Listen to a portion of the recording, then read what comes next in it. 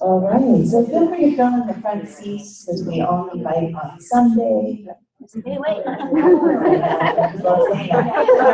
have that joke because I was in my car last night, and when the team came to break me off the street, the guy was putting me on the gurney. He's like, "Don't worry, we only drop people on Tuesday." I was like, "It is Tuesday." He's like, "Oh." I say that to all the girls. We made us break off the street. Just tell them that funny joke. So funny. He was just checking to see if you had a concussion. Yes, he was. He did that in many ways, continuously. So welcome back, you guys, to Beyond Ego with Amy Leo and G. Catherine this morning. Where do you want to start?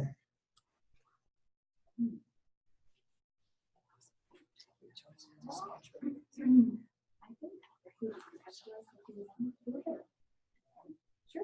Yeah. Okay. We're going to pop in and out. Just like pass the ego microphone around. Spaciousness is popping in and out. Yes, all the time. ego and Like popcorn. spaciousness.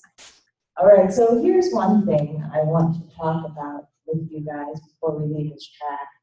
And that is fundamentally, this will be interesting, right? It's like tilted in the most amazing way. Can you hold that for me? Can you turn around?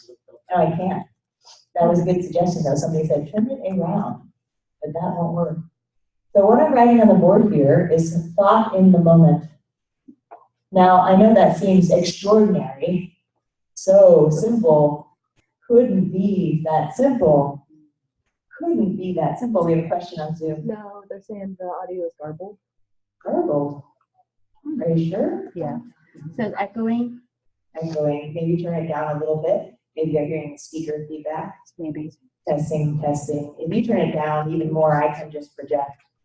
And then we'll see. Testing, testing. Am I still garbled? I'm watching chat. A, B, C, D, E, F, G. More singing. How does it sound? Zoom track? Can you give us some feedback, please? Terry. Terry, anything better on your end? Echoing, but better. Sometimes it echoes and it'll go away. Is it? It's the computer. Okay. I bet. Let's try this. That's a good idea. Terry, tell me if you can hear me now and if there's any feedback. I really appreciate you helping us out like this today. She's awesome. Yeah, you are Better. awesome. Better. It is better. It's my computer. Smart. My computer's talking to us. Okay, great. So, thought in the moment. Look how much we just had. We had thought in the moment, then we had more thought in the moment, then we had some more, right? That's the beauty of the system. It's just thought in the moment. It's always happening all the time. Never stops happening. That's it. Now go home. It is not more complicated than that. Really. I know we love making it more complicated than that, don't we? Yes. But it is not that complicated. We are always experiencing thought in the moment all of the time. That's the way the system works. Now, in order to talk about it, we talk about the content a lot, right? We talk about what happened when I ate my meal. We talked about what happened when I was a kid. We talk about anything personal to us, right? The things that occur in our lives. That's normal because we're human beings and we're living in thought in the moment and we're living in circumstances. That's all normal. Everybody with me so far? Yes. Yes. Cool. Thanks. I appreciate that because we could argue about it. So then here's this really cool thing that Sydney Banks did. Sydney Banks said, hey, you guys, we're experiencing thought in the moment, and guess what? You're kind of experiencing it one of two ways. You're either experiencing insecurity, or you're experiencing your peace. You know, so he might even say confidence. He might even use that word, right? That's all that's ever going on all the time. Isn't that kind of weird? Like, whoa, wait a minute, what? Or what about the content? What about my mom? And what about, I drink? And what about all the behavioral problems I have? And Sydney Banks is like, no, that's not what it's about. You're experiencing thought in the moment. And then sometimes you experience it and you're experiencing your insecurity. And sometimes you experience it and you experience your peace. This is really kind of simple. It's shockingly simple, right? Mm-hmm. Now, if you hear different teachers teach it, they're going to talk this same language in different ways. So yesterday, how many of you remember Dick Avenger? Amazing, I think. Yeah, I love him. I think everybody else does too. I just assume. They don't. They don't, right? Oh, yeah, let's get there. They don't. Okay. I don't I know they don't. Okay, they don't. But they do. So let's keep it simple. So we've got thought in the moment, we've got insecure, and we've got like sort of peace of mind, confidence, right? These two things. And when Dickens talks, he talks about how you fall open, how you fall home, right? He's talking about when that peaceful, that confidence, that he talks about how you get caught up, right? He talks about, he goes like this. He does stuff like that. You can see him doing, yeah. He's talking about insecure thought. And that's his way of talking about that, dialing up, talking about that, right? Now, have you ever had a chance to hear Keith Blevins or Walden Monroe? They talk about inside out, outside in, right? They talk about how sometimes you're just living around inside out. You know everything's coming from inside of you. You know you're experiencing thought in the moment. That's all that's happening. It's easy. Like, that's what's happening. I'm having an experience right here. That's cool. And then other times you forget, because the system is so powerful, it's designed to come alive, and you forget, and you think that that person out there is looking at me funny. I knew it. And as soon as you start thinking outside in, that my experience is coming from something out there, as soon as that happens, then you feel what? Insecure. You feel helpless in the face of circumstances. They're killing you, right? They keep looking at you. What is going on? See what I'm saying? So I know that as you go talk and learn and work with different kinds of principles practitioners, it's going to sound like, oh, they're talking about different things. But fundamentally, no, they're not. Okay, fundamentally, they're not. Because what we're talking about is our human experience. And we each have a unique way of framing that and discussing that. Does that make sense? Mm-hmm. Fundamentally, the power lies in that we all are experiencing thought in the moment. That's the power. Now, when I say thought, I want to be really clear. I'm not talking about your conscious thinking. Okay? So conscious thinking, if we were going to take thought in the moment and we were going to divide it up into insecure and confident, right? We were just going to do that for a minute, which is a total lie I just made up. It doesn't exist but for my talking to you about it right now. Thought in the moment is like a raging river. It is always happening, always fresh, always coming at us, always going through us, always buoying us up, always taking us into creation. Thought in the moment is always doing that. And then we talk. And when we talk, when we think, we break it up. We imagine it's got content that's important and content that we like and content we don't like. Okay? So generally speaking, when we're having insecure thought, it's very personal. How many people have had that experience? You're worried about how you look. You're worried about your earrings. You're worried about your clothes. You're worried about what I'm going to eat. You're worried about whether they're going to like you. You're worried about whether it's going to go off. You're worried about what do people think when it doesn't go off. You're worried about what Amy Jen Mills thought this on the back of the room yesterday. Oh my God, why was she there? Whatever it is, right? Whatever it is that's going on, it tends to be personal. It tends to be, I'm going to use another word now. This is totally my creation. I made this up. Right? That's it. That's what we do. So then there's habit. That tends to be your insecurities tend to be habit. I eat chocolate around 2 p.m. Like, I'm tired, I can't focus, I have to write another freaking paper, and I've got the awesome event tomorrow. Where is the 500-calorie chocolate bar? Right now, or this is not gonna work out. Okay? Now, that's actually insecure thought.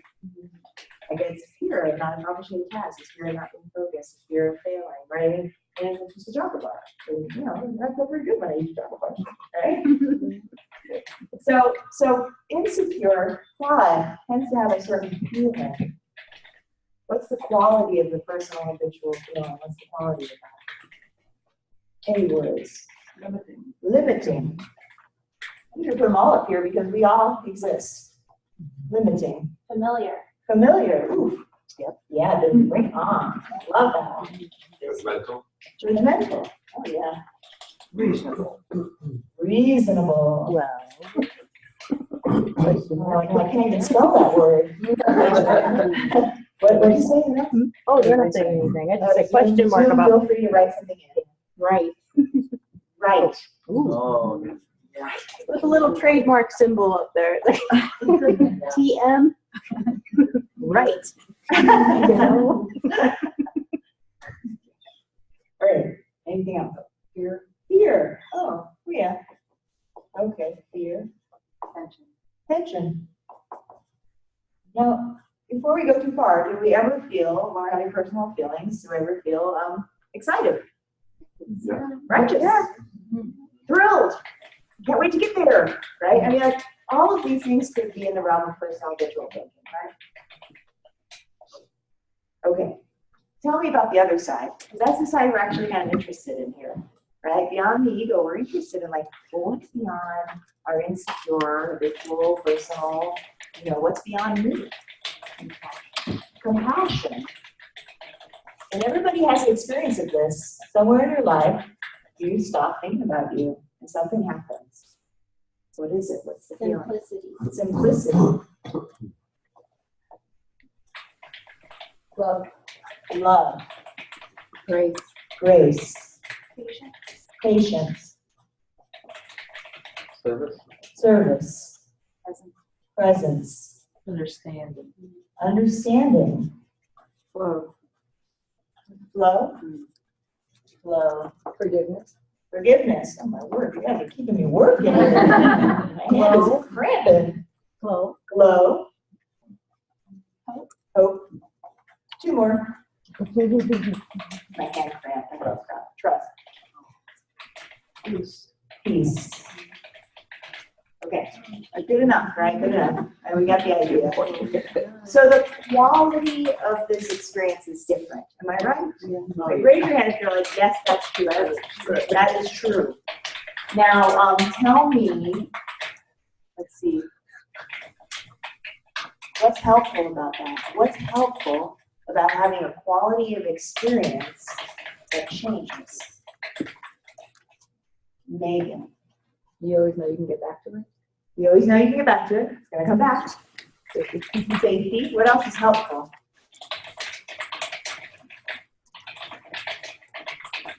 If you have the same state or take a sense that every time you'll feel bored, so when you come, but like if you keep changing, when you come back to the, like, if you become sad and then become happy, you'll appreciate happiness more than if you have it all day. Yeah, the duality makes one of them, and both of them actually more real, right? The experience of duality of going back and forth. It's really nice. What else? What else is helpful? What's useful? Why would the system be designed that way? It's crazy. Why would it be designed that way? What would be useful about that? The list on the left is a way that the system alerts us that we are farther away from the list on the right.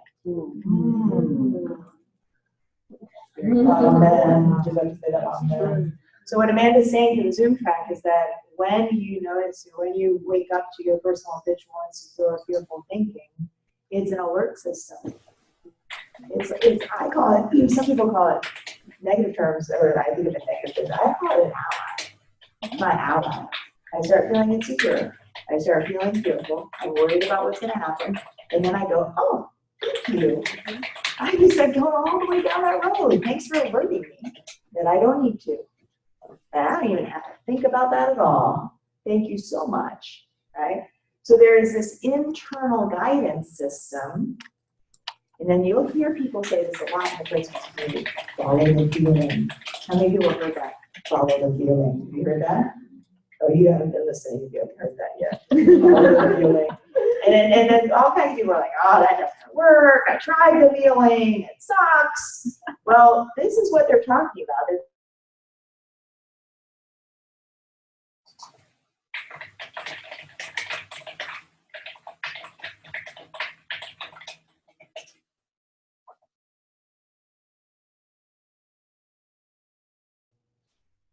Have you ever heard about stories like that? Somebody enters in the GPS, like Grand Canyon or whatever, not Grand Canyon. I'm going to Las Vegas.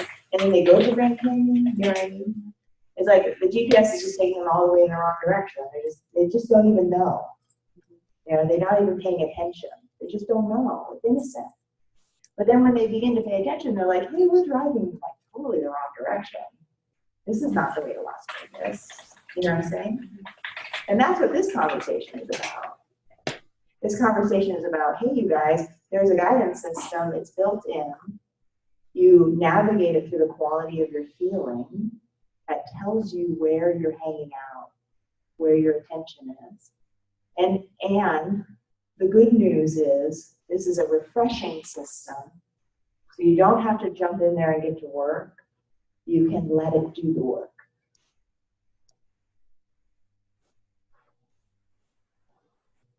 Any more comments or questions? We have two, so. One of the things you mentioned, Amanda, that sparked something in me was the immune system metaphor. And I think when we typically talk about that immune system, we focus on the right side about how all of that helps us. But the left side is also part of the immune system. So it's just, It's the fever. it's the fever, right? The fever serves your body. Like, you don't have to take something for a low-grade fever. You don't want to. You don't want to. That's what your body needs. Yes. And you can actually have a low-grade fever, or if you start to feel funky, to go for a run and artificially give yourself a fever, and that also helps. So it's really, it's counterintuitive. Your system is talking to you, and how you relate to it is the difference.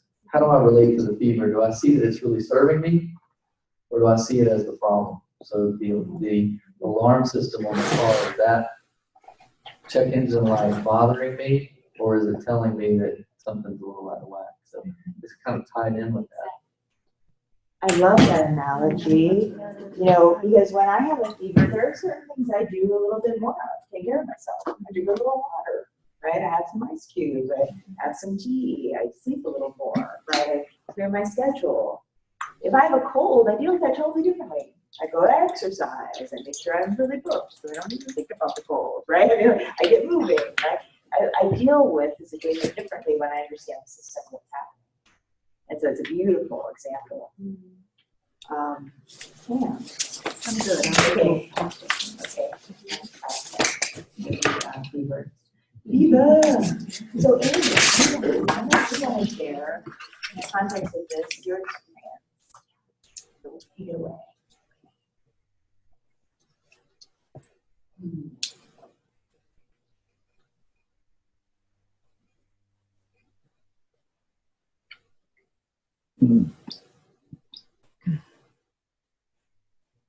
Well, to be quite blunt, I haven't seen it as another system doing this awakening track. And what's interesting about that is we get ideas about things, how to teach the principles. And I had a lot of ideas in the second session of, it's the last session of the day, everyone's going to be exhausted, we should do something different. Just dancing, not realizing. And what's so powerful about what Jane is saying about in the moment is that no matter how long you're in this conversation, no matter how many books you read, there are pieces that are still invisible to us, that are blind to us, that absolutely inform the actions that we take.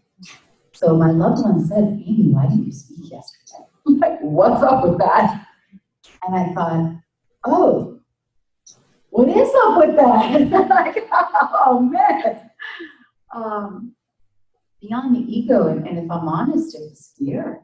It was fear. It was the misunderstanding, as we say in the Buddhist community, of thinking that my impact, my well-being, my sense of self, my sense of go, because it can be used in that way, was built on the reactions of everyone in the room. Now, this is a rat race, because I did speak to 4 people that really didn't like Dickens' talk. And I thought, what?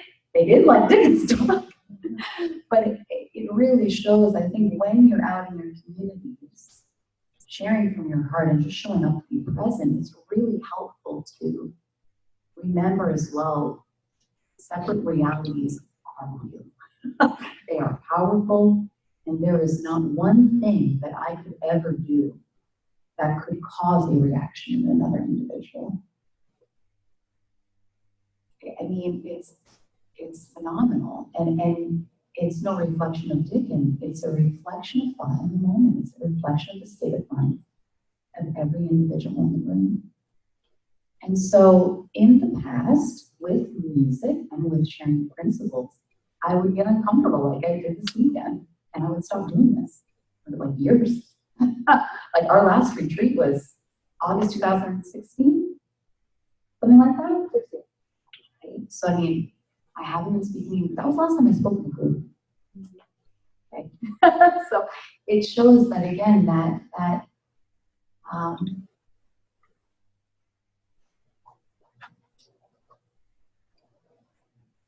the power of that. And a lot of times in the principles they say, well, you know, you don't see it till you see it.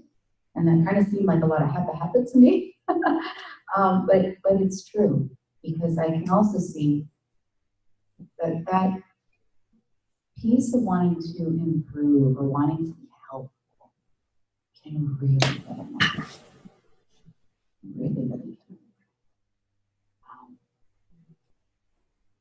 I kind of want to ask if there's any questions or comments, if anyone wants to share their experience in this track, if you did notice going in and out of these realms, we'll say, the made up categories that Jean has created.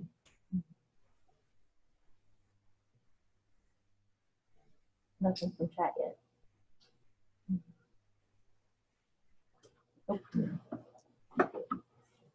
Well, one thing that's been reinforced for me is the temporariness of these states. And I've been kind of emerging from a kind of chronic depression and anxiety episode for the past couple of years. My second 2-year one, which is like, what's going on with that, is very frightening.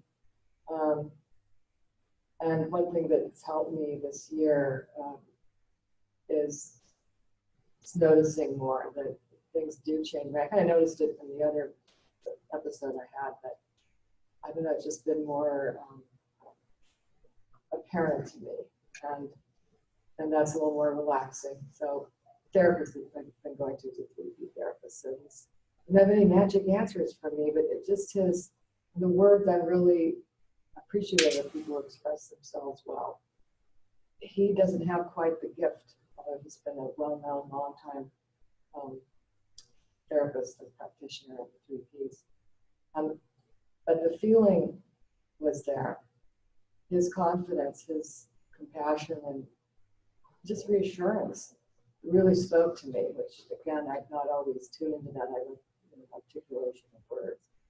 But over time, I have noticed that I'm not quite as scared when the mood drops and the thoughts seem hopeless and frightening. And I noticed that I felt like that yesterday at 3 p.m. or whatever. And by the evening, you know, I was feeling differently. So it takes a while, I think, for that to settle in, where you really, I think that's how it really works. And that's very helpful. They come and go, and I don't have to do anything about it necessarily. And that's really a nice thing to know and to learn. Absolutely. I mean, the whole purpose of this event was about community. And so my learning experience is that, so what? You're gone. The person doesn't even know how to imagine the world. Right? If we waited for, okay, I'm going to be completely confident and send out, okay, nothing on my mind, what would I really get done? I mean, I don't know. Probably not too much. So I appreciate you sharing that. Can I say one more thing? Yeah. And it just occurred to me, because we all worry about how other people perceive us, what their reaction is. And I'm sure when you're a presenter and organizer, really more of a thing that comes up. I can imagine that. But even if someone's rubbed the wrong way or didn't hear something a certain way, it doesn't mean anything, because it could come out totally different to them. It did for me. I went to a retreat, an all-day retreat, a Buddhist thing years ago, and the teacher was talking about the topic of resistance and giving examples, which is so interesting. So resistance, the big thing for me is resisting. And so I heard it the first time, oh, you shouldn't resist picking up your towels when you walk by. She was just giving examples of how we just are in the act of resisting, or that's kind of suffering, isn't the content, but how we do it. But I just heard the content, and I just thought, well, I'm sure she's right, but I can't help, resisting doing it. Yeah, I just wasn't hearing it. Like a few months later, I picked up the tape of that, and I just, oh man, I see what she's saying. It's like, who cares if I pick up the towel? The idea is that my resisting it and telling myself, oh, you should or you shouldn't, is the thing that's causing me suffering. And it just hit me later. And I was thankful that I, heard it the first time, even though it didn't really come clear to me, but it sort of took I think it was working on it inside. And it sort of popped up, oh my gosh, that's fascinating. It was the same talk. It just sort of, came across later. So I had this experience just last week. It happens a lot in this work, and I'm sure it is trained too. A client I've been working with for over 13 months in my school, everything. We're on the phone, she calls me, she's having one of those moments, just it's really hard. And she asks me, blah, blah, blah, blah, I don't even know what she says. And I say, oh, yeah, it's thought in the moment. And then she goes, what? And I'm like, yeah, it's thought in the moment. She's like, did you just say it's thought in the moment? I was like, yeah. And she's like, that's it? And I was like, yeah, that's it. And she was like, why didn't you say that before? I've been doing this for like 13 months with you. Why didn't you say that before? I was like, I'm pretty sure I said it before. But so it's not. More than one. Yeah, more than one. So it's not the words that we're saying, right? Literally, it's what you hear. And this is why the listening piece is so important, because we're not listening to each other. Ultimately, we're listening to ourselves. Most people miss this. When they go to a listening exercise, they think they're listening to the other person. You are not listening to the other person. You're listening inside. And the clearer you are about that, the easier it will be for you to navigate the world, because you are hearing you. Does that make sense? So when you go to your listening exercises next in your life, notice that. Do your exercise a little differently. Pay attention to the quality of the experience here, because that's going to help you navigate what you actually receive. That's where reception is coming from.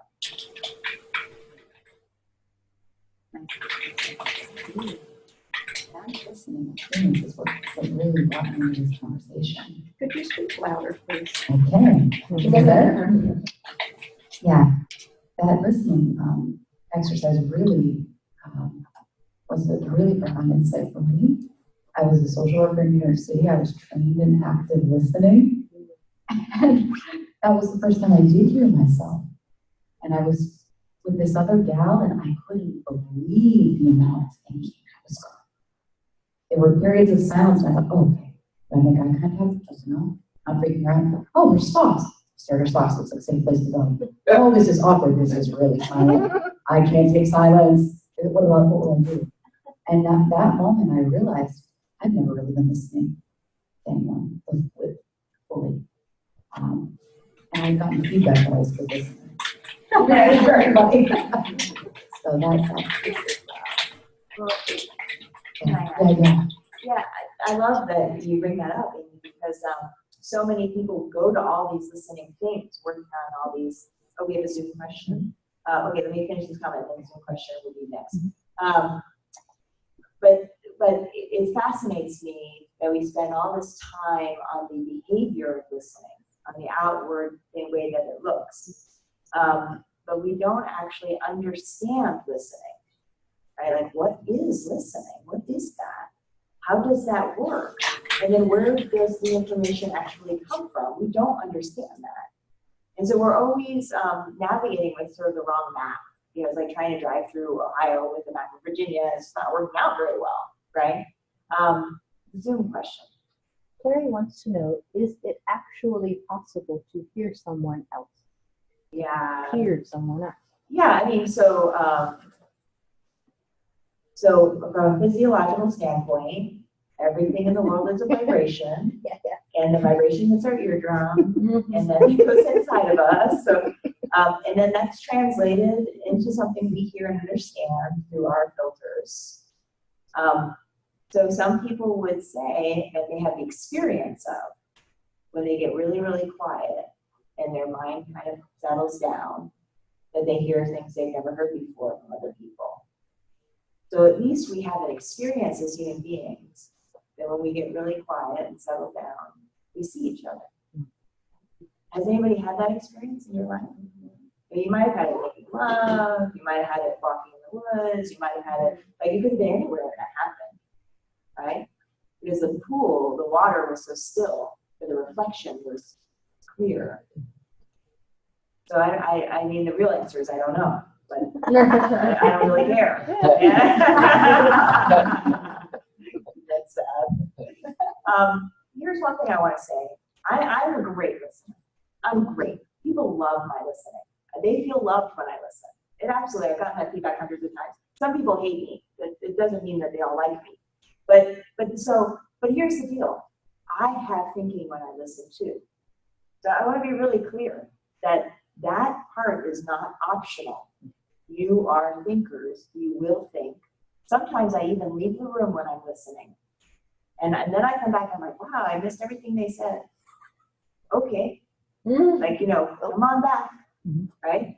Now, what happens for me and what works best for me, and I'll just share this with you, and you can try it at home and see how it works for you. If I missed everything that somebody said, somebody I loved, I should be listening, then I tap right into what's the feeling right now. So I came back, I'm with Amy, I didn't hear anything she said, and I tapped into like, what's the feeling, what's happening here, right? And then I have a quality of experience because I'm human, because she's human, we have a nervous system to do that, and the quality of experience tells me something about what she's feeling. And now I don't have to worry about anything she said because the content doesn't matter. Like, well, words don't really matter. It's the quality of the experience, right? So now I can respond and I can help my client, I can help my husband, help my kids. But if I come back in and I just go right to me. Oh, I didn't hear anything you said, and I'm really tired. I can't believe you're still talking to me. Please, let me go to bed. Probably I'm not going to have any, I'm not going to hear anything, I'm not going to see anything, there's not going to be any reception. You know what I'm saying? So I'm really going to encourage you as you go out this week into your lives with your families, and some of you who are new to the conversation, you're going to have lots of family members saying, what did you hear? What did you hear? What did you hear? What did they say?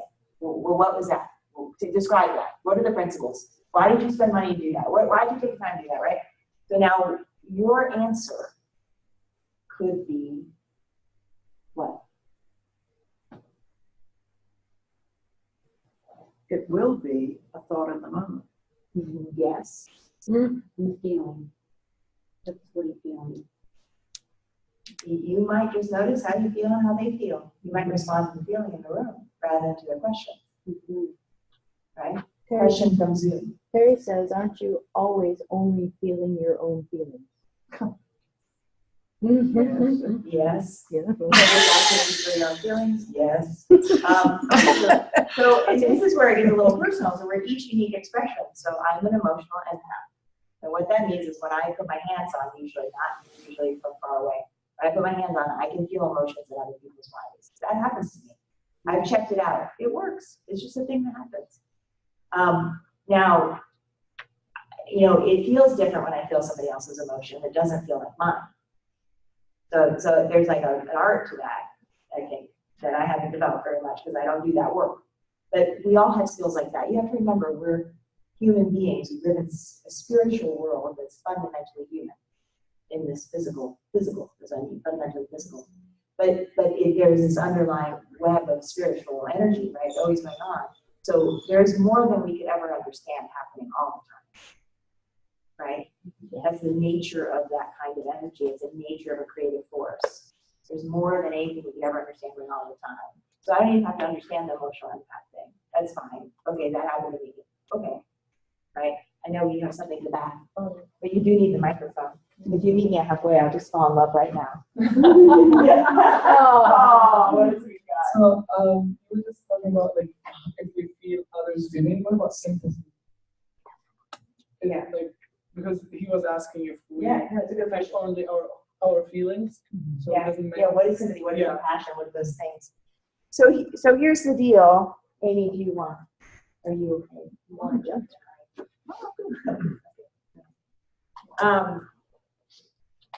So here's the deal with, this is very interesting because actually in the psychological community, there's a lot of research now on empathy, and it's fascinating stuff. Do you want to say something about it? I just know about mirror neurons, which I think is really kind of amazing. I was just saying something about mirror neurons. I just think it's fascinating. I don't know if that's where you're going, but that's what I know. See? Separate realities. No, it's just some of the research that I've seen is on mirror neurons, and they don't know how they function, just like they don't know really anything about consciousness or where it comes from. And there's, these two competing pools that either thought is generated inside the water, and most of the scientific community kind of disregards that as part of your consciousness. But the mirror neurons were in monkeys, when it speaks to the empathy piece, that when a monkey saw another monkey doing something like eating a banana, that those part of the brain, that part of the brain lit up as well. And there was a really fascinating study that I had read too in one of the neuroscience books. I don't pretend to know that much about it. I'm not a neuroscientist, but it was basically a gentleman that had a bunch of different hands, and it was the same hand, the same photo, but there was a label underneath it: Christian, Jewish, atheist. And they had the participants hooked up to fMRI machines, brain machines. They could calculate the waves. I don't know the exact specifics, but what they found is that a person's ability to empathize with someone that is in their out group, not like them, was diminished compared to the group they identified with. And I think that's a fascinating thing for us to know as human beings, to know these blind spots cognitively. Yeah. I love that you brought that up, because there's all this research now in neuroscience that emotions are constructions. So we construct our reality, surprise, surprise, and that happens usually through teaching. And I learned the emotion of like depression from my mother, or I learned the emotion of rage from my father, or I learned the emotion of happiness, right, from my parents, or whatever. I'm watching, I'm learning, I'm experiencing it, I'm trying it on. And you see kids do this. Little kids try on, oh, I feel it. My daughter's in that stage right now. She's like, oh man. Like that all the time. I'm like, I know nobody at home is doing it. Oh man. But she saw it somewhere and now she's practicing it, right? So so what that means though is that if we got together with somebody from another culture who had whole different kinds of emotional structures, they're not innate. Right, so they have different kinds of feelings. They have different labels for those feelings. That means that our mirror neurons are going to work differently. We're not going to be able, I'm going to have a different experience looking at them because I'm having it in here and they're having it in there. Now, what that also means though is we can learn, right? So we have this capacity to learn. We are built to learn. That's how we're designed. And so we have this incredible capacity to learn about how other people feel, what other people think, and what's happening in other people. And then to experience that for ourselves, right over here. It's going to be different because I'm not like you, but then it's going to be similar, right? There's going to be some things that we can bridge on. If we have a certain screen, like Amy's talking about, let's say my mom openly, well, I won't share about my mom. She's more private than I am. I respect her privacy. Every once in a while, we were really honest with herself about like racism. It's integral to our culture.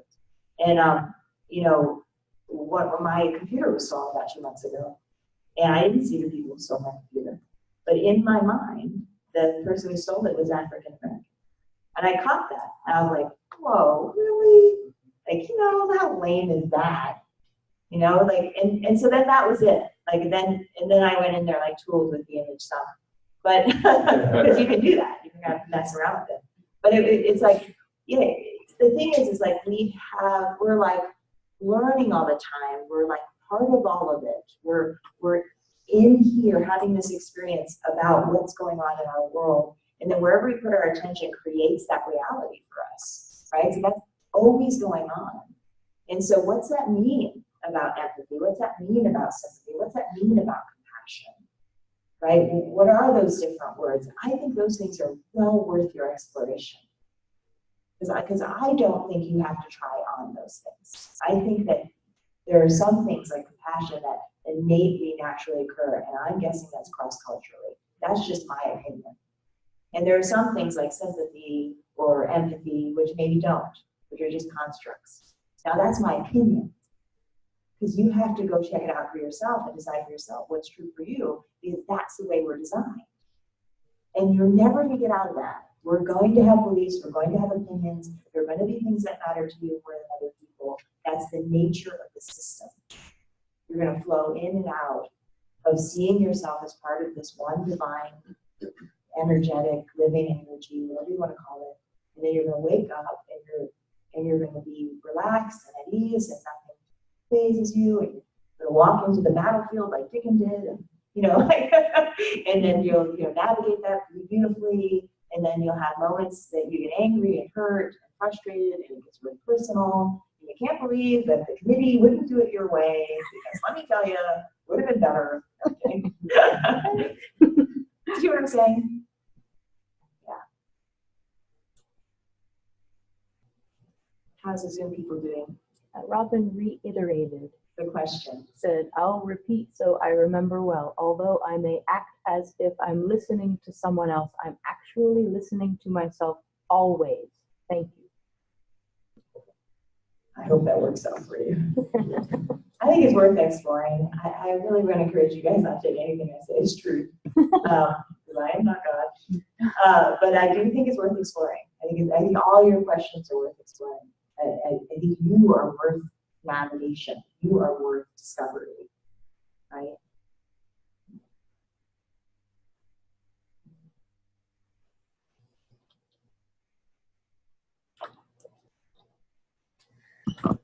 Well, I have to say, this ego track, going beyond ego, really showed up for me after I spoke to all of you last night.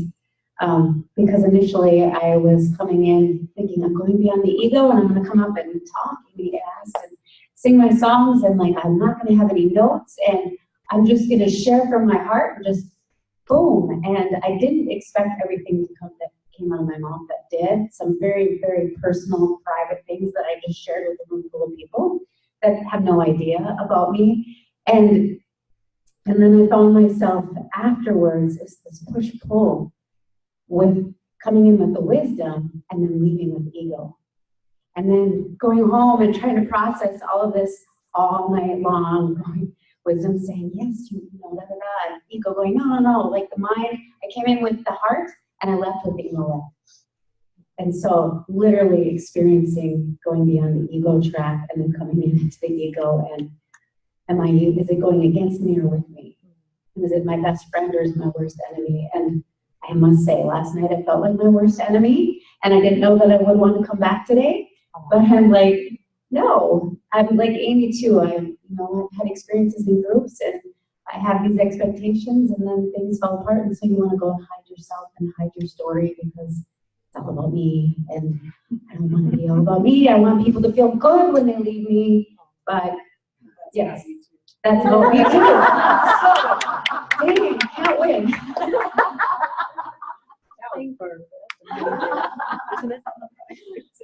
Listening to myself. I do think there's something to that, right? I think one of the things you'll notice is you pay attention to people who present without notes, they listen to themselves, right? They pause. And maybe they have more notes than you think they do, but some people really, they have an outline, they have an arc, they have an idea where they want to go, and then they're listening. They're listening to themselves, and then they're listening to what's happening in the room, right? And it's not like, oh, why do they say that? Listening. It's like listening for what's next. And I would say listening beyond the ego, right? Here's the deal, you guys.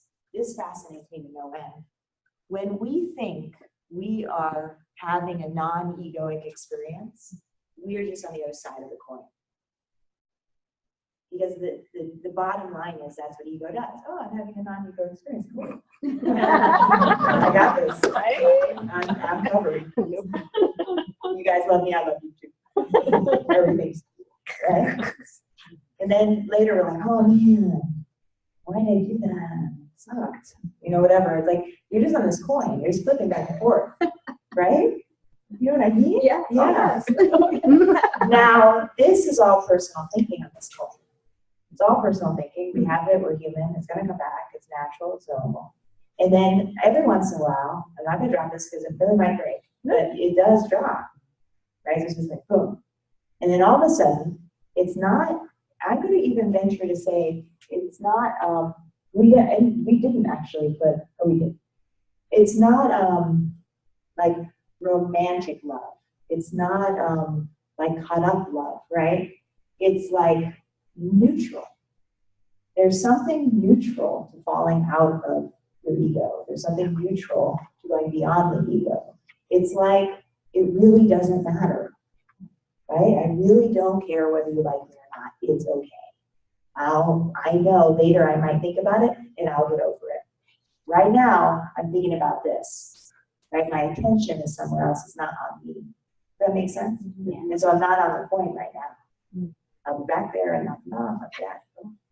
Does that make sense? So there's a neutrality, and when I say the quality of your feeling, when people say, listen to the feeling, in my experience, and check this out for yourself, the quality of the experience, there's a neutrality to falling out of ego, to moving beyond ego, to letting go of your personal thinking, to seeing it move on naturally, right? Is that why, might that be why Banks says there's only one principle? Yeah, I mean, fundamentally, right, there is only one principle. We just have nothing to talk about if we go there. We just be like this. End of conference. Yeah. How am I supposed to make it living? Yes. I'd like to share a quick thing. I think the ego is so deceptive too, and it can kind of disguise itself as the things on the right side. So sometimes we're doing things that look like we're being of service, but it's really about us. And I know for me, some of my best stories are stories where I've screwed up and got caught in the ego, but I'm a social worker, and it was like, well, I'm going to be the best damn social worker there is, you know? And so I would get caught up in being really good at this, or oh, I'm the guy who takes all the difficult cases, or I'm the one who does this or that, and then I would get the attention from the service. And it was a noble cause, or even telling people I'm a social worker can be like bragging in a way, because people are like, oh, that must be hard, you know. And then there's this ego boost of, that's a noble thing you're doing, you know. And then it's like, well, what's that about? Like, why do I feel compelled to say that? Like, what is, and it's so easy. So I think the more grounded we get, on the flip side of that coin, the more grounded we get, the more we learn, the more advanced our ego gets to keep up with it, right? So you can't outsmart it, right? You can't, it's gonna come along and it develops. So you grow and then the ego grows. It's gonna be right there. And it's gonna go head to head. So, you know, Superman has the superpowers, but there's always the flip side. And you don't outgrow it. We wish we could. And I think that humility in that, and you sense it from teachers that have been teaching for a long time, and they're like, look, every day I get caught up. It's not like you get immune all of a sudden to the ego, right? So that's something that can be really tricky. Is we get excited about what we're learning, and especially if we do it professionally, you start to identify with my role, and this is what I do, and you develop constructs around that, and it's a slippery slope. Yeah. You know, it really is. So can you guys speak to that or relate to that at all? Yeah. I can. Well, I think it's so, like for me, the core message that occurred was not good enough. So I think when that occurs, it's only natural that resistance comes up, that self-protecting mechanism of righteousness really pops in. And I find this investment we have in comparing ourselves to our future potential selves or to our neighbors.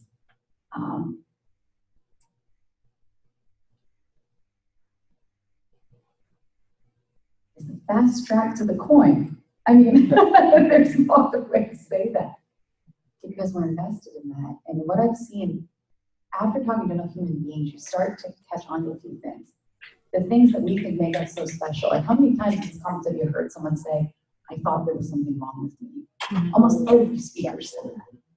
So you start to realize when we are in this space, it gets us falling back of openness, of not caring whether I sound smart to you right now or not.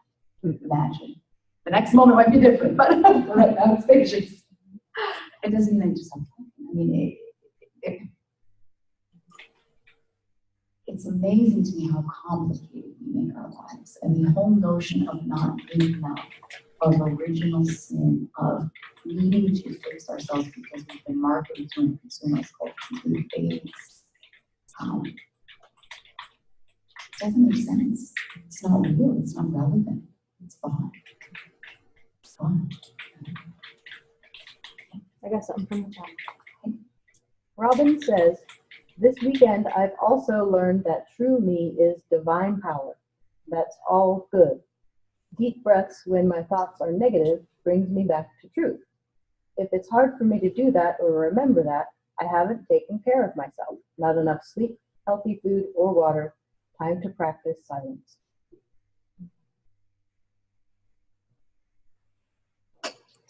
So let me talk about behaviors. Yeah. So this is a great conversation that we're having, because one of the things we've learned to do in our culture is we think about, our behaviors, okay? I'm gonna put a line here and I call it behaviors. Ta-da-da! That's what it says, you guys on Zoom, it says behaviors. And then on this line, we tend to think of behaviors as like some are better and some are worse, okay? So if I meditate every day, that's a really good behavior. If I drink alcohol with my friends, that's a bad behavior. If I drink it to nauseam, that's a really bad behavior. If I, whatever, you can put anything on that, right? If I brush my teeth, I'm always slow when I brush my teeth. I don't know what to say. It's like, wow, I did that. I can't believe I did it. It's so great. Like, it seems like such a good behavior. It could be the little things, right? Sometimes I tend to hold it and I don't want to go to the bathroom. I don't want to miss anything. So if I let myself go to the bathroom, then I'm like, wow, cool, I did that. It's like little successes. Now, behaviors, they're fascinating because actually they're fundamentally neutral in some way. The way we experience and act out behaviors has to do with the quality of our feeling. Okay, so I could eat a piece of chocolate cake one day and I will taste it and I will smell it and I will eat as much as I want of it, and then that will be done. And I'll eat a piece of chocolate cake another day and I won't taste it and I won't notice it, and I'll start the whole thing down and I'll be like, is there more? I didn't get any. Right, I'm starving. Now it's kind of the same behavior, really. I mean, I'm eating a cake. I mean, it's not that different, but the quality of my experience is different, and so I'm experiencing the cake differently. Does that make sense? Mm-hmm. So a lot of times you'll see in the 3P community, you'll see people talk about consciousness, and they kind of talk about it like, here's consciousness, and it's like an elevator, or it's like a really tall building, you go up and down. I don't know if that's true. I think everybody just made that up. But fundamentally what I do know is that when consciousness is clearer, and there's less clouds in the sky, and I sit to meditate, I'm having a really pretty good time. When I eat a chocolate cake, yeah, it's going pretty well. And really like when I yell at my kid, it's all right. Yeah, she'll get over it. You know what I mean? Like, those behaviors are actually fine. And there's no, like when I yell at my kid in a really clear, quiet place, calm place, it's like there's no bite to it. She's like, oh, Mom, you're not totally serious about that. I can tell. Like, there's some kind of, it's a different feeling behind what you're saying. And then we might even have a conversation, something else might happen. If I yell at my kid when I'm feeling there's a lot of clouds in the sky, I feel tense, I feel anxious, it's hard, right? It's going to have a different quality of feeling. The behavior could look the same. This is the problem with studying behavior or using behavior as a standard by which to judge ourselves, to decide if we're doing the right thing or not, right? And so one of the things that Robin, was it, shared, or what's so beautiful about that is that it's actually the simplicity of listening to wisdom. You know, wisdom is incredibly simple. It's so simple we ignore it most of the time. It's like, no, that doesn't make any sense. Why would I go to the bathroom when I need to? I got things to do, right? And it's like we just don't. I think most human beings don't listen, right? I'm thirsty. Oh, okay, I'll get water. Hang on a minute. You know what I'm saying? Like, and so, or I'm sleepy, right? Or whatever it is. It's like there's a little tiny knowing that something needs to happen next. And if we're so busy and we're so worried about behaviors, then we miss it. We might enforce behaviors we think are good, even though that's not what we really need, right?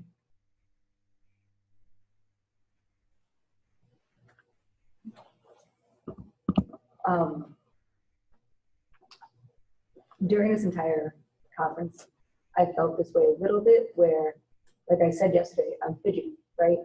My mind is consistently wandering. I put on chapstick like 4 times since you've been talking, but I'm thinking, does she think I'm not paying attention because I'm thinking about my chapstick?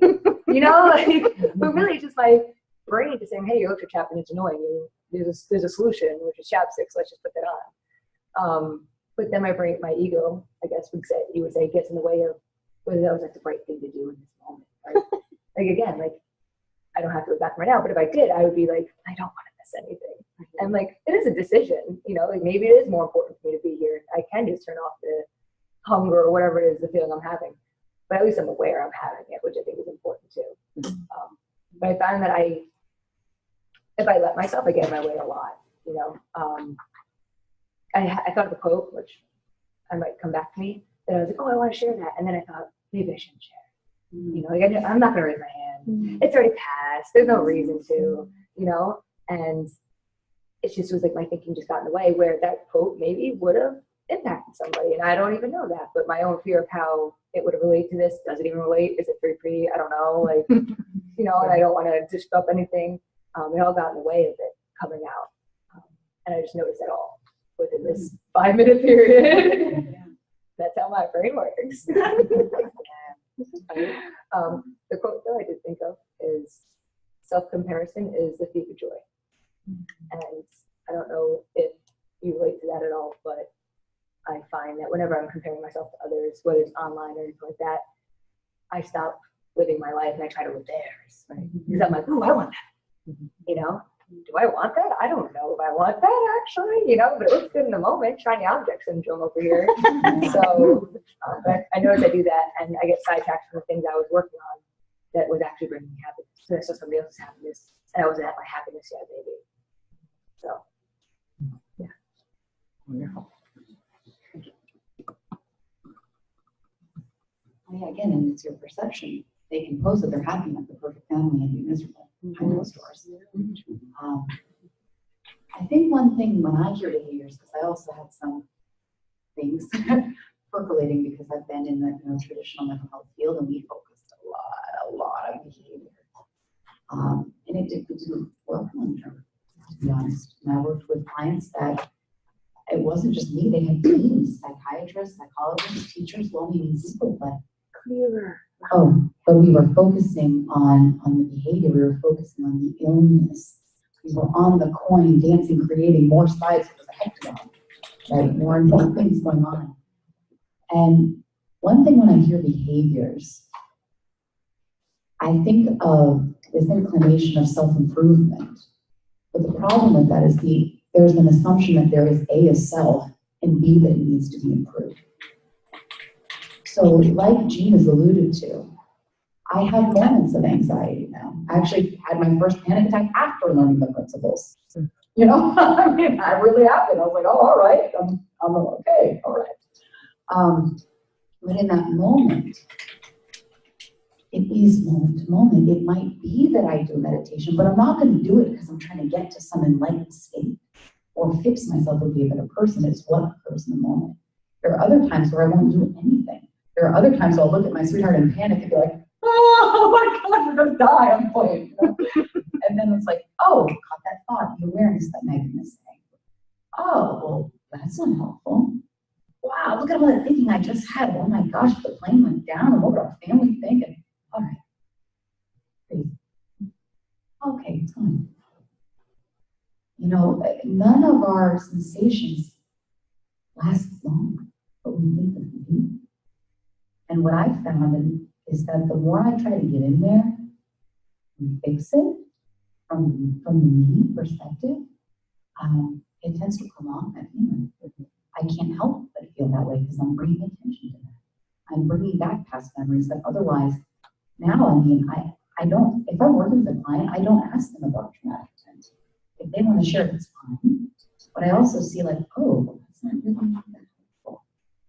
Because if they're in a good state, like we had one gal in our first retreat, she said, yeah, every time I got out of therapy, I felt worse. She stopped going. Aside from all the good advice and the well-meaning intentions.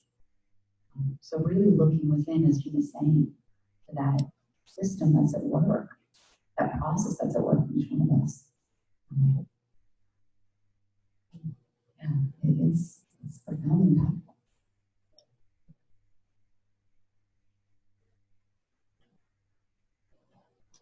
I'm aware of the time, I think I am. That's what I thought it was. 11:33. 11:33. I was totally unaware of that.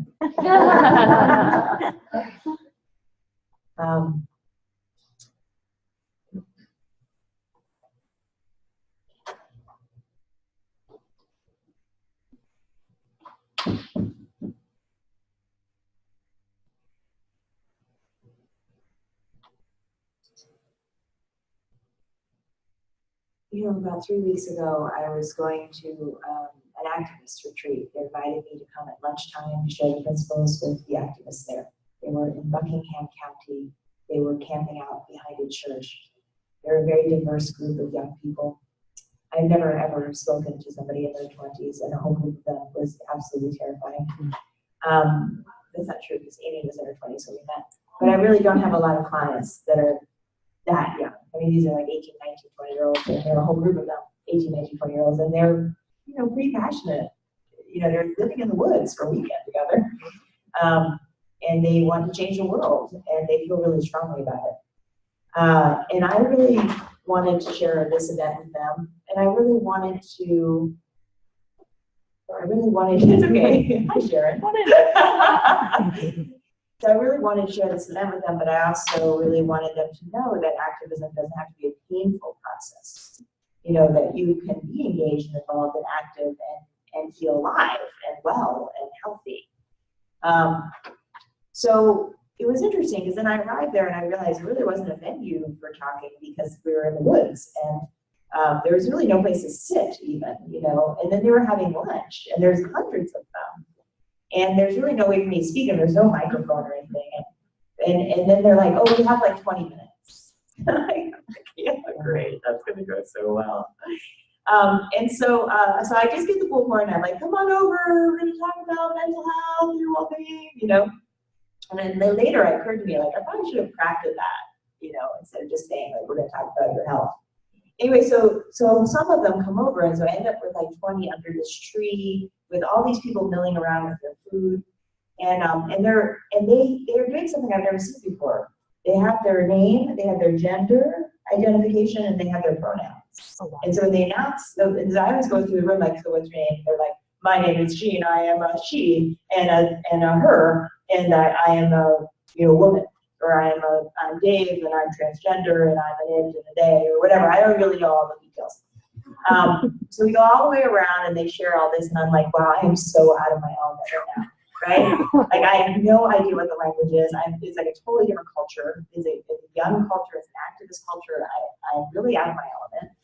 I'm a New Yorker. They are obviously from Virginia. I mean, like, which is a whole other kind of cultural divide. And then there's also, there's this palpable feeling about race, right? Because this is after August 12th, and we're in Charlottesville, we're outside Charlottesville, right? This matters. And so there's African Americans there, there are white people there, and that's pretty much it. It's like African Americans, white people. And so this young man comes up to the group, and I'm starting to talk. I'm sort of inviting people to share what they want to learn, and then he says, you know, his thing, like he comes into the room and he stands there and he says this thing that's important to him about mental health. And I'm like, great, thank you. And like, so then let's go on, right? Because I'm not there to hear his thing, I'm there to share my thing, right? I mean, this is so awkward. This is so awkward in every way. And so then I share some stuff, and at the end, the guy comes back because he left. He comes back, and he comes back, and he says some more things, right? And there are things about sort of like things that we were not talking about. Because he wasn't in the conversation, he actually didn't know, right? But he had very strong opinions. And I didn't really know what to do because I was out of my context. So we wrap it up, and then a woman comes up to me, and then this woman has a profound epiphany while we're talking, changes her life. Wow. She's been depressed all her life, and now she's not depressed anymore. She's reached out to me several times, and this thing happened to her. Happened while I was there. So I'm like reeling from that experience, being part of that experience.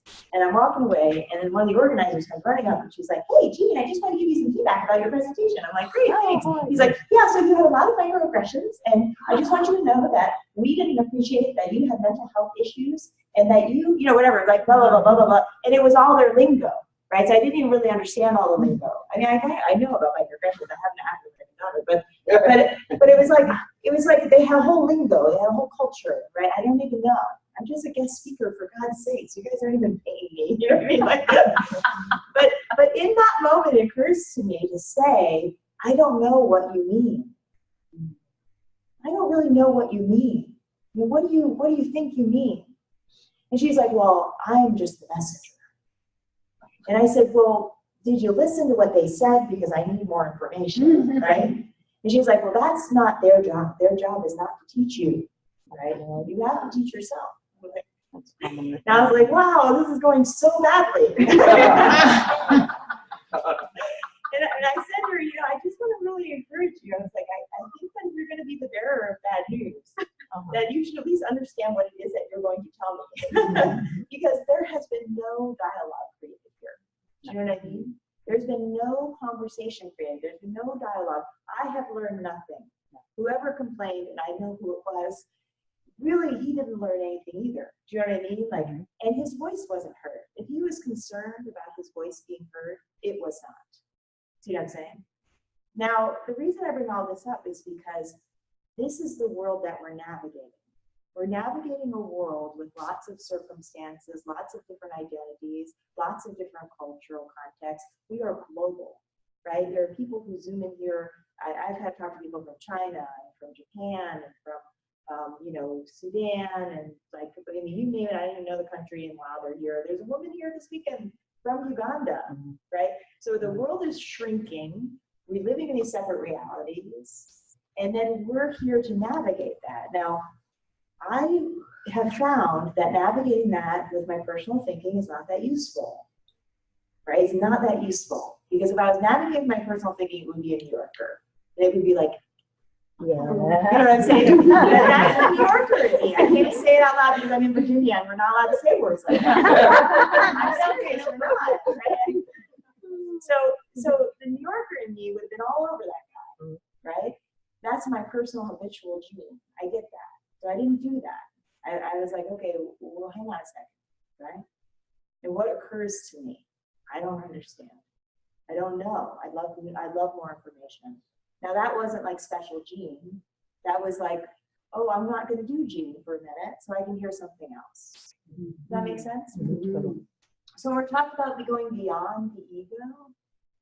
I just really want to encourage you. I have found it helpful, and I want to encourage you to consider that there is no ego, really, really, really. That you're experiencing thought in the moment all the time. And that even when you're experiencing ego, that too is thought in the moment. It's just the nature of the system. And thought in the moment is such a powerful system that it comes alive. And then we experience it. And that's all that's ever happening all the time. Very simple, right? Not complex. Yes. I have a thing from chat. It's a question for Amy. It's from your boyfriend, I think. Okay. He says, I'm going to a sales meeting as of next week and wanted to ask a tip. How to be a better salesperson and put my ego aside and truly listen. Any tips, Amy? Yay. Love that guy. I do love him very much. Just kidding, you. How do you put your ego aside? Well, it's not something you can do. I mean, fundamentally. Since I know you personally, Emily, I'm going to speak to that. You know what the spaces that we're talking about that isn't the point. You know that falling open and losing yourself. And you know that from your past that, navigating trying to be that ego doesn't tend to get the relationships and rapport that you're looking for. I don't know if that feeling gives its head. Yeah, oh, sorry. I have to be like kissing it. Yes, here we go. Right That's here. better. Yeah. So that's yeah. Yeah, I mean, I was kind of inspired to share a little bit of an activism story since this is not an activism, but it's kind of self-esteem. On the tracks, I'm talking about the same thing. But on the moment. But I definitely used to be one of these kind of really angry advocates. And when I heard people talk about things I perceived, right, as I heard them as sexist or racist, I would get a visceral reaction about it. I would get viscerally very angry. My cheeks would flush, and I would stop listening completely. I was really my own world, my own story. And I had this experience recently of being able to listen to people with incredibly different views. There was a video with Charles Barkley, a basketball player, interviewing the man from the alt-right. And for the first time in my life, I experienced that space, listening. And I didn't have to agree with what he was saying. I didn't have to argue against it. I could fundamentally see a very insecure human who was doing the same thing that I did on this confidence and insecurity, but the behaviors were different. But the fundamental workings are the same. And so I didn't see someone that was powerful at all. At all.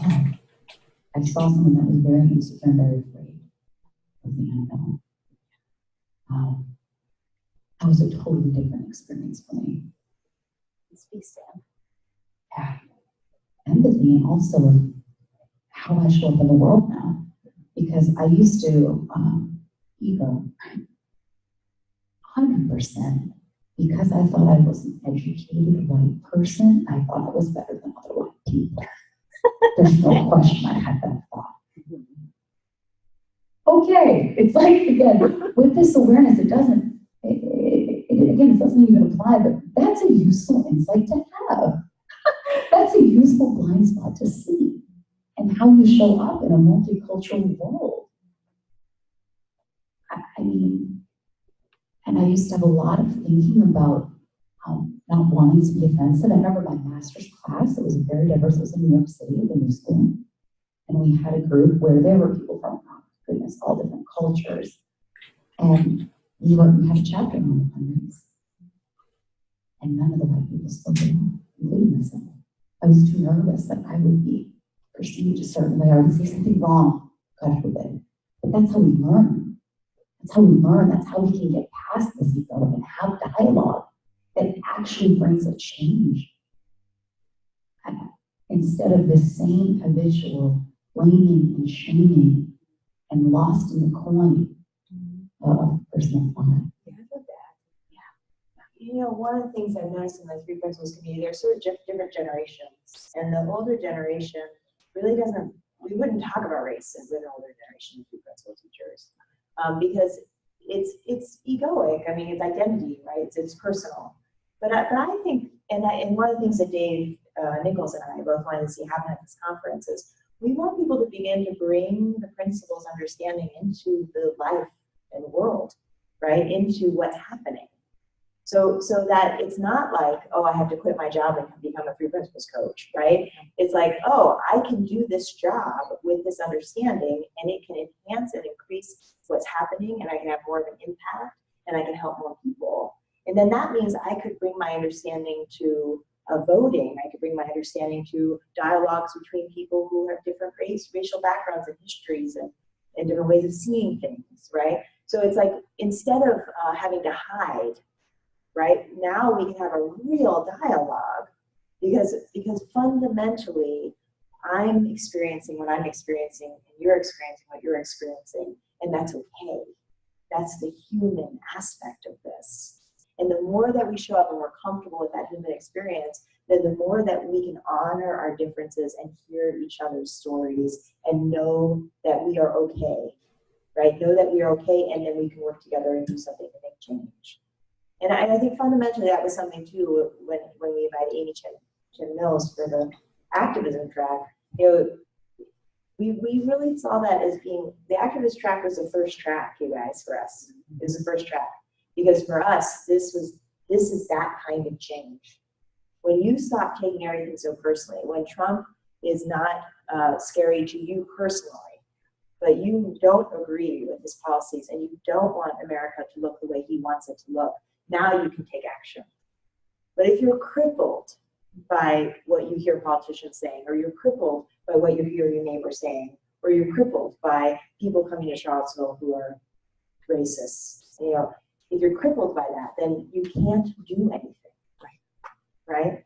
So we're really looking for a palpable freedom, right? A freedom to hear yourself, a freedom to connect, a freedom to respond, a freedom from reactivity, a freedom from spending life in fear or in one house. You know what I'm saying? So I feel like there's this potential, and I think Amy has expressed how important this was on the Beyond Ego track, that instead of fighting with our egos, or instead of trying to get rid of our egos and get them off of us, you know, it's just honoring, you know, them, the ego as a thought that you're having in the moment, right? Genuinely, that's all it is. And it alerts you to where you are in the quality of your feeling. And that's what's happening. And now you can connect and be real about that around issues that maybe you have thought of as being insurmountable, right? Given the time left, I'd love to hear what you guys are hearing before we go. Anything helpful or useful? Anything different, David? I have a little mantra that kind of goes in and out of, you know, what the value of it is to me, that I use, and it seems to calm my ego more than anything, and that is that nothing matters. It only matters if I give it value. And people will say, well, you know, does it matter if you go kill somebody or something? It's like, well, I wouldn't do that. But it's my personal choice.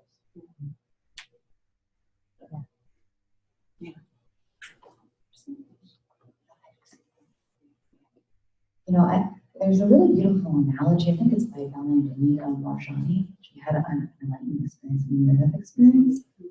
And she talks about the ego and awareness of our connection to others as two knobs on like a radio. When the ego is fully turned up and that awareness is low is when we become destructive to ourselves and others. But when the ego is up and that awareness, that connectedness is there, there's no conflict. You don't go out and kill people like what you said to people. So I really just love how she comments that it's not a problem. It's not a problem to overcome. It just is. And gaining awareness in the self and how it works for you is what the freedom is. More. Any other comments, questions? Oh, thank you. She's cute.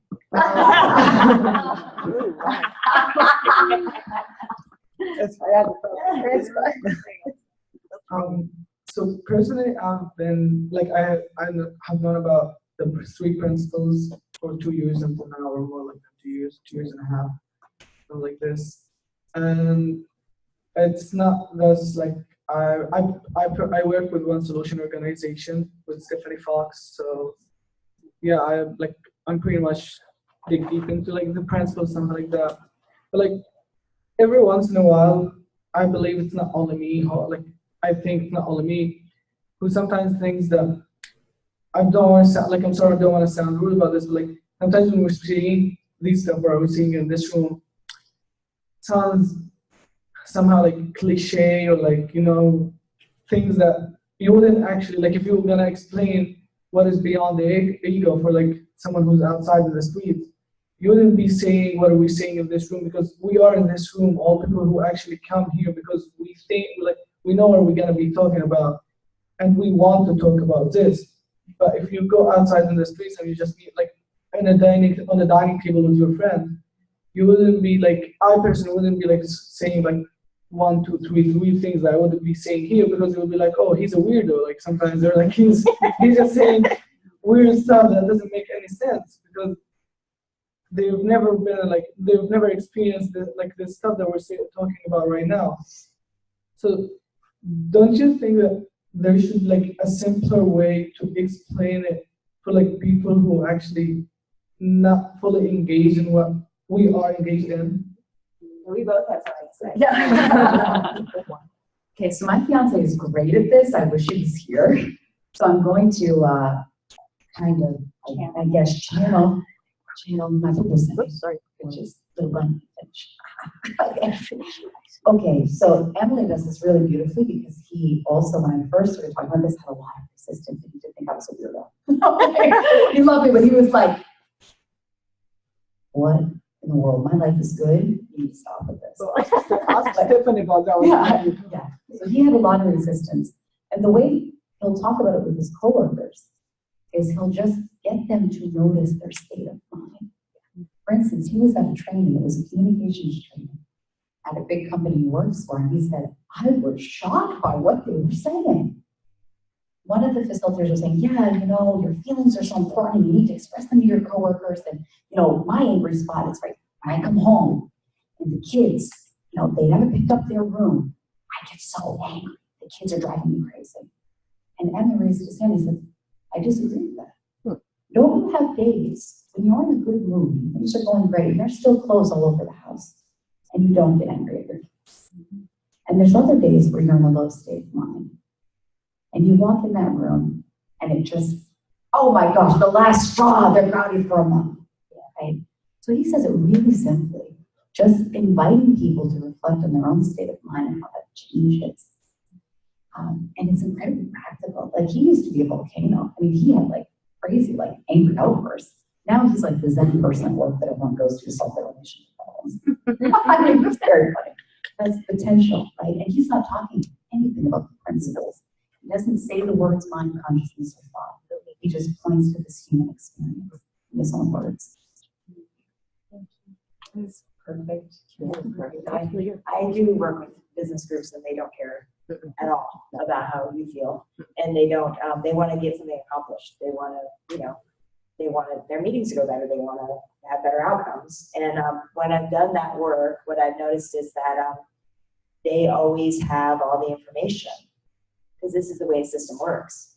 So I'll go in under the guise of like, okay, let's transform your meetings, and I'll start the conversation with, well, what's working when it works? Because even if it only works 10% of the time, 10% of the time it's working. So what's happening when it works? And then they'll say, oh, well, when it works, they say things like, well, I don't have anything on my mind. I'm listening to my colleagues. I know why I'm there, right? Sometimes it's not working because they just don't even know why they're in that meeting. They call so many meetings. Like, why am I in this one, right? Yeah, it's like unclear, right? So then it's easy to have a conversation about the principles, because it's like, oh, so let's write down things that work. Okay, so clear mind, that's helpful. You're paying attention, that's helpful. You know why you're there, that's helpful, right? You know when it's going to end, that's helpful, right? Now I say, like, well, so what's the through theme here? What's the shared theme? What do these things all have in common? And what they're going to say? They're going to say me.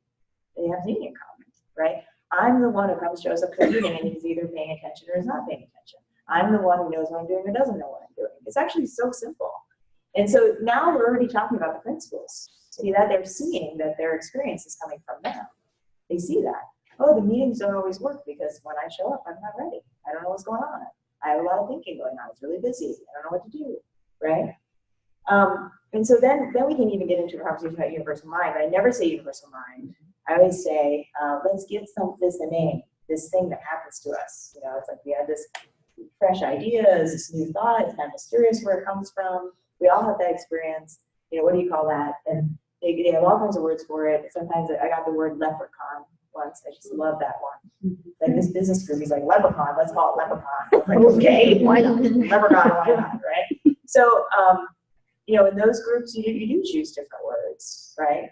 But I can guarantee you that if you're listening, then it doesn't matter what context you're in, because you will hear how somebody frames the principles in their lives, right? Every culture had a word for gravity. We just made it gravity here. Everybody had a word for gravity. Everybody had a concept for what that was. And so that's true about the principles that work in our lives. We all have words that describe that experience of quieting down. We all have words that describe that experience of getting revved up and overtaken by thought. We all have that experience of kind of touching base, some kind of grace. And so listen for the words that work for them, knowing that they have the answers already. It's never your job to go teach this. People know this. And so you're just pointing it out, right? That's really important distinction.